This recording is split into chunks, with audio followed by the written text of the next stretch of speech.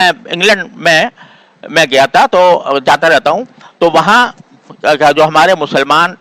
School ہیں بچوں کے تعلیم کے لیے جو قائم کیے گئے ہیں، ان کے لیے ایک سب سے بڑا مسئلہ یہ بنا ہوا ہے کہ ان کے ذمے لازمی ہے سیکس کی تعلیم،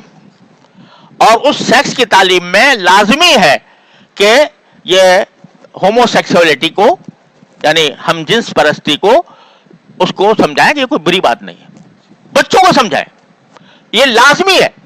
وہاں اسکول جو ہیں وہ اسکول کے جو محتمم لوگ ہیں وہ آ کے پوچھتے ہیں کہ کیا کریں، ہم کس مصیبت میں مبتلا ہو گئے کہ ہم یہ ان کو پڑھا رہے ہیں، سب کچھ پڑھا رہے ہیں، لیکن ہمیں لازم کیا گیا ہے ہمارے اوپر کہ ہم ان کو یہ بتائیں کہ ہومو سیکسولیٹی کوئی بری چیز نہیں ہوتی، یہ پڑھانا ضروری۔ ایک طرف آزادی اظہار رائے ہے اور دوسری طرف جبر ہے کہ پڑھاؤ، ہماری رائے کے مطابق پڑھاؤ، ہمارے سمجھ کے مطابق پڑھاؤ۔ مصیبت میں ہے وہاں کے اسلامی اسکول والے، مصیبت میں آ گئے۔ اور ابھی ایک میرے پاس وہاں سے برطانوی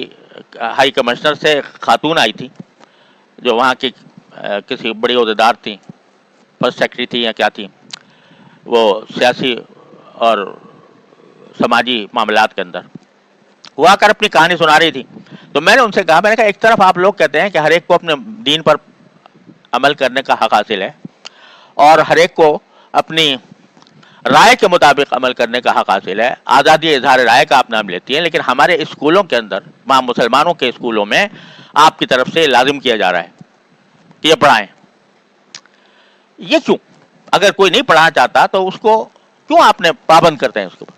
کہنے لگا جی یہ تو انسان کے بنیادی حقوق میں شامل ہے،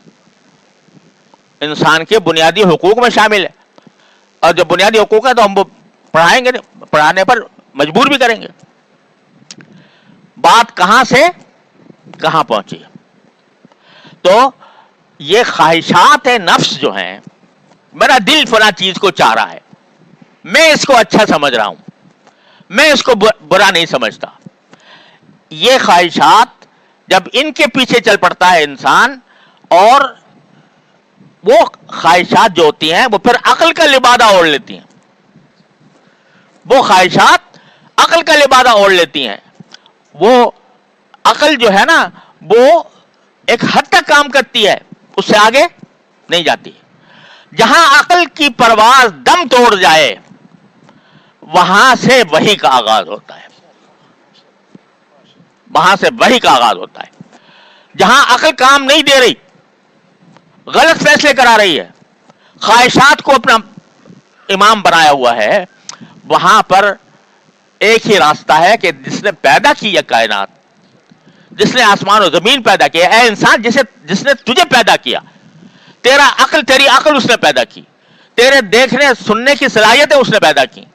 جو کچھ تو پڑھ رہا ہے اس کا کی سمجھ تجھے عطا کی۔ تو کہتا ہے کہ میں ہوں سب سے زیادہ جاننے والا خیر و شر کا، کہ اچھی چیز کیا ہے اور بری چیز کیا ہے۔